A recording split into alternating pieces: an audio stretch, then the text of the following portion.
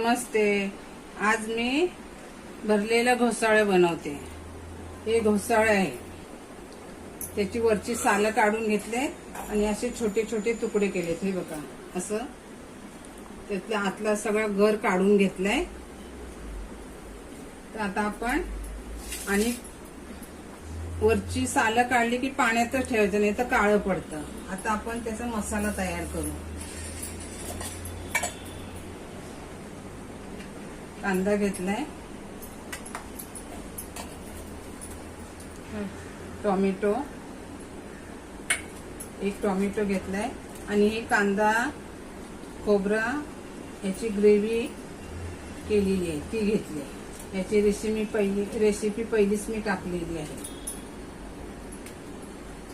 आलं लसणाची पेस्ट, 1 चमचा आलं लसणाची पेस्ट आणि 1 मोठी वाटी कांदा खोबऱ्याचा लसूण मसाला, 1 चमचा तिखट, पाव चमचा गरम मसाला आणि 1 छोटा चमचा हळद आणि चवीनुसार मीठ.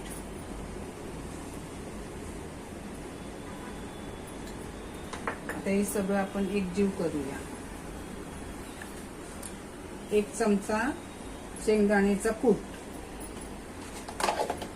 त्याच्याने चव छान येते. ते सगळं मिक्स करायचं. घोसाळी जी घेतलेली आहे त्याच्यामध्ये हा मसाला भरूया.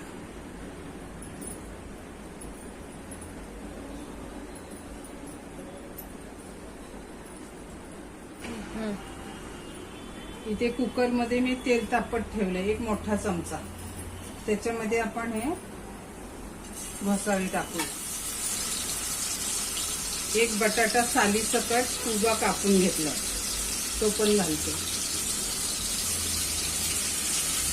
तर माझ्या घरात लहान मुलं आहेत, घोसाळा नाही खाल्ला तर मग बटाटे मी रस घेतील त्याचा. आता राहिलेला मसाला आपण टाकूया.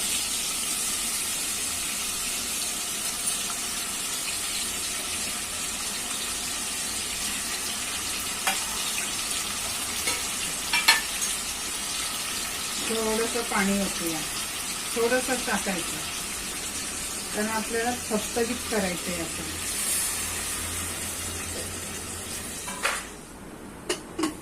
आता आपण कुकरचं झाकण लावून 2 ते 3 शिट्ट्या घेतल्या ते चालेल. आणि घोसाळं कवळं घ्यायचं, म्हणजे 1 शिट्टीमध्ये सुद्धा होईल. मी आता 2 शिट्ट्या काढते. गॅस मोठा ठेवलाय.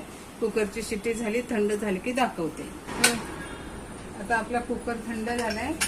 आता आपण भरलेला घोसाळा आणि बटाटा काढूया. आता एका बाउल मध्ये काढून घेऊया.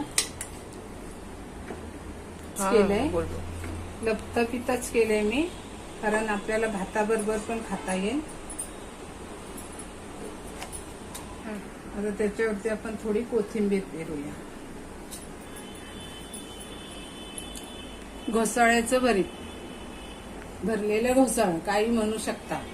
रेसिपी इतकी छान होते ना ही, खाऊन बघा. ही कशाबरोबर, पुरी, भाकरी, पराठा, चपाती, भाताबरोबर कशाबरोबर खाऊ शकता. रेसिपी आवडली शेअर करा, लाईक करा, सबस्क्राईब करा.